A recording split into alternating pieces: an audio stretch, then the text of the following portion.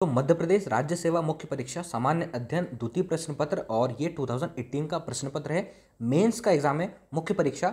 और यहाँ पर मैंने फर्स्ट क्वेश्चन लिया हुआ है जो एग्जाम में पूछा गया था। मेंस परीक्षा में जो क्वेश्चन पूछा गया था, फर्स्ट क्वेश्चन देखिए यहाँ पर, निम्नलिखित 15 प्रश्नों के उत्तर प्रत्येक एक या दो पंक्ति में लिखिए। और 3 नंबर का एक क्वेश्चन था, 15 क्वेश्चन थे, 45 मार्क के क्वेश्चन को कैसे लिखना है और क्वेश्चन कैसे पूछे जाते हैं ये यहाँ पर हम लोग देखेंगे, डिस्कस करेंगे। इसके मैंने आंसर भी लिखे हुए हैं, एक एक करके मैं सारी चीज़ें क्लियर करूंगा।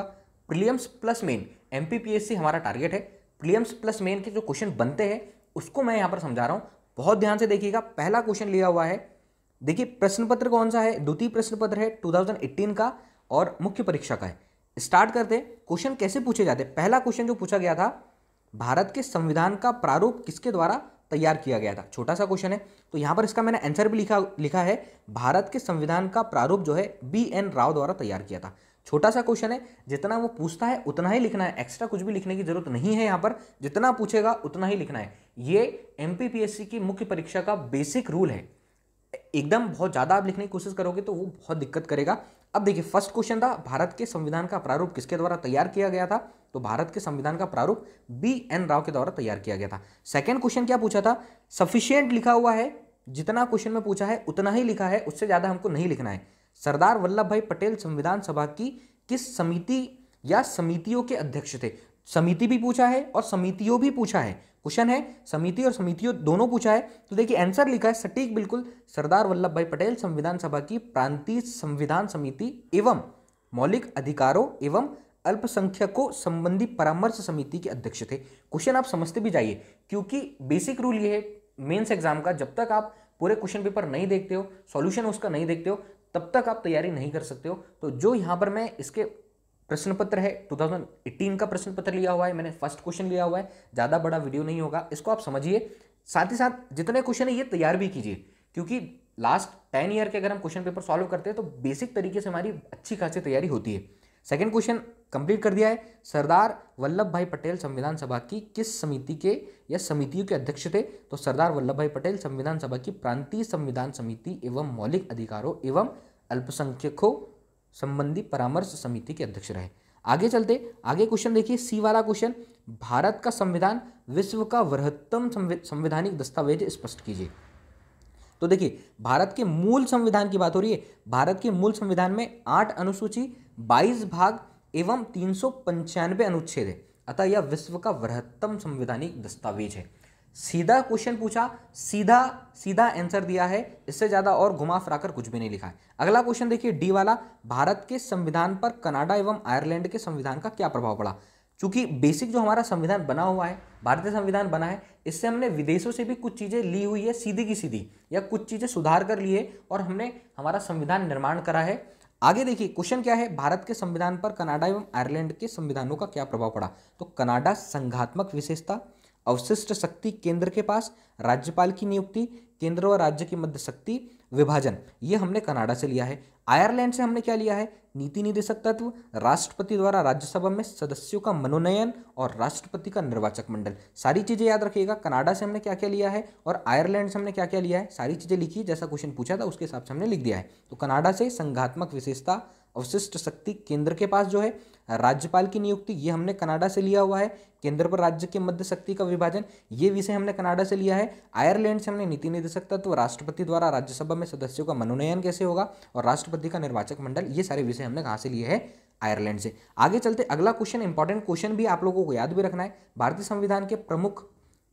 संविधान के अनुच्छेद 14 के प्रावधान को स्पष्ट कीजिए। तो अनुच्छेद 14 हम लोगों को स्पष्ट करना है, क्योंकि पता होना चाहिए, जब हम पढ़ेंगे प्रीलिम्स और मेंस की तैयारी करेंगे, पॉलिटी हमारा जो टॉपिक होगा, जो हमारा सब्जेक्ट होगा, उसमें हमको चीज़ों को देखना है। संविधान के अनुच्छेद 14 में कहा गया है कि राज्य भारत के राज्य के क्षेत्र में किसी व्यक्ति को विधि के समक्ष समता से, या संविधान के अनुच्छेद 14 में कहा गया है कि राज्य भारत के राज्य के क्षेत्र में किसी व्यक्ति को विधि के समक्ष समता से या विधियों के समान संरक्षण से वंचित नहीं करेगा। आगे चलते हैं, यहाँ पर अगला हमारा क्वेश्चन है, भारतीय संविधान के 73वें संशोधन अधिनियम के कोई दो प्रमुख प्रावधानों को लिखिए। तो जितना कहा गया है उतना ही लिखना है। 73वें संविधान संशोधन के दो प्रमुख प्रावधान, जो प्रमुख थे उसको लिख दिया है। पहला प्रावधान देखिए याद भी करना है, यह अधिनियम पंचायती राज में ग्राम सभा का प्रावधान करता है और राज्य का राज्यपाल प्रत्येक 5 वर्ष के पश्चात पंचायतों के वित्तीय स्थिति की समीक्षा के लिए वित्त आयोग केंद्र के गठन का प्रावधान करता है। इंपॉर्टेंट जो थे 73वें संविधान संशोधन अधिनियम के, इसके अलावा जो है वो भी आप लिख सकते हो क्योंकि बहुत सारे यहाँ पर प्रावधान हुए थे 73वें संविधान संशोधन में।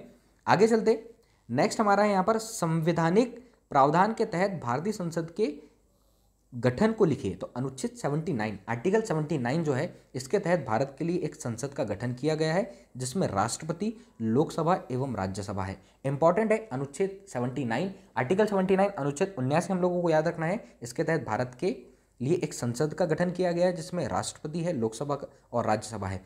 भारतीय संविधान में मूल अधिकार और राज्य के नीति निर्देशक तत्व एक दूसरे के पूरक है समझाइए। इंपॉर्टेंट है और अच्छा क्वेश्चन है जो क्वेश्चन 2018 में पूछा गया था। सीधा सीधा मैंने लिखने की कोशिश की है तो यहाँ पर आप लोग चीज़ों को समझिएगा।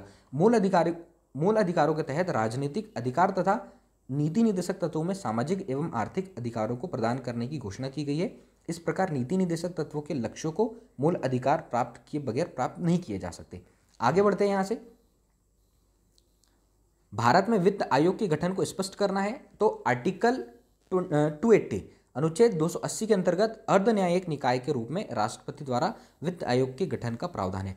याद रखिएगा वित्त आयोग के गठन को स्पष्ट करना है तो आर्टिकल पता होना चाहिए। अनुच्छेद 280 जो है वो है अर्ध न्यायिक निकाय के रूप में राष्ट्रपति द्वारा वित्त आयोग के गठन का प्रावधान है। इसमें एक अध्यक्ष व 4 अन्य सदस्य होते हैं जिसकी नियुक्ति राष्ट्रपति के द्वारा की जाती है। नेक्स्ट क्वेश्चन देखिए यहाँ से, भारत में नगरीय स्थानीय स्वशासन निकायों के लिए संविधान में कौन सा भाग और नई अनुसूची जोड़ी गई है। तो भाग ए 12 अनुसूची भारत में नगरीय स्थानीय स्वशासन निकायों के लिए जोड़ी गई है और सिर्फ जो क्वेश्चन पूछा था उसको डायरेक्ट हमने लिख दिया, उसका आंसर 12वीं अनुसूची भारत में नगरीय स्थानीय स्वशासन निकायों के लिए जोड़ी गई है। अगला क्वेश्चन देखिए यहाँ पर के वाला, स्वतंत्र भारत में भारतीय संसद की अनुमान समिति की स्थापना किस वर्ष एवं किस उद्देश्य से की गई थी। तो अनुमान समिति या प्राक्कलन समिति की स्थापना स्वतंत्र भारत में 1950 में बजट में सम्मिलित प्राक्कलनों की जांच करने एवं सार्वजनिक व्यय में कमी के लिए सुझाव देने के उद्देश्य से की गई थी। समिति याद रखना है, अनुमान समिति 1950 में बजट में सम्मिलित प्राक्कलनों की जांच करने एवं सार्वजनिक व्यय में कमी के लिए सुझाव देने के उद्देश्य से की गई थी। आगे चलते हैं, यहाँ पर हमारा क्वेश्चन देखिए, भारत में संपत्ति के अधिकार को मूल अधिकारों में से हटाने का प्रमुख कारण क्या था। तो प्रमुख कारण निजी संपत्ति के सरकार द्वारा अधिग्रहण करने में आने वाली समस्याओं व बाधाएं थी। इसके कारण सरकार विकास कार्यों के लिए निजी संपत्ति का अधिग्रहण नहीं कर सकती थी। इस वजह से मूल अधिकारों से इसको हटा दिया गया है। संपत्ति के अधिकारों को मूल अधिकार से हटाने का मेन रीजन क्या था, प्रमुख कारण निजी संपत्ति के सरकार द्वारा अधिग्रहण करने में आने वाली समस्याओं एवं बाधाएं थी। इसके कारण सरकार विकास कार्यों के लिए निजी संपत्ति का अधिग्रहण नहीं कर सकती थी। भारतीय संविधान तथा संसदीय सरकार की परंपराओं के तहत राज्यपाल के कोई 2 स्वविवेकीय अधिकारों को लिखिए। तो राज्यपाल के स्वविवेकीय अधिकार हम लोगों को लिखना है यहाँ पर, राष्ट्रपति के विचारार्थ किसी विधेयक को आरक्षित करना, राज्य में राष्ट्रपति शासन की सिफारिश करना, विधानसभा चुनाव में किसी भी दल को पूर्ण बहुमत न मिलने की स्थिति में मुख्यमंत्री की नियुक्ति करना। इंपॉर्टेंट है, राष्ट्रपति शासन की सिफारिश करना और विधानसभा चुनाव में अगर किसी भी दल को पूर्ण बहुमत नहीं मिलता है इस स्थिति में मुख्यमंत्री की नियुक्ति करना यह राज्यपाल का काम होता है। आगे चलते हैं यहाँ से, अगला क्वेश्चन देखिए, भारतीय संविधान की 11वीं अनुसूची किस बारे में है, इसमें सम्मिलित किन्हीं 4 विषयों को लिखिए। तो 11वीं अनुसूची में उन विषयों को लिखा गया है जिसमें पंचायतों की शक्ति और प्राधिकार प्रदान किए गए। इसके कुछ विषय है, वैसे इसमें 29 विषय है, ये भी हम लोगों को याद रखना है। कुछ विषय लिखे हुए हैं, कृषि, मत्स्य उद्योग, भूमि विकास, लघु वन उपजा। नेक्स्ट क्वेश्चन देखिए, भारतीय निर्वाचन व्यवस्था की कतिपय कमियों को निर्दिष्ट कीजिए। भारतीय निर्वाचन व्यवस्था की कुछ कमी है उसको निर्दिष्ट करना है। तो बाहुबल एवं धनबल का प्रयोग, लोगों को 2 स्थान से चुनाव लड़ना, ये इसकी कमियां हैं। स्पष्ट विचारधारा का अभाव, राजनीति का अपराधीकरण और राजनीतिक दलों एवं क्षेत्रीय दलों की अधिकता।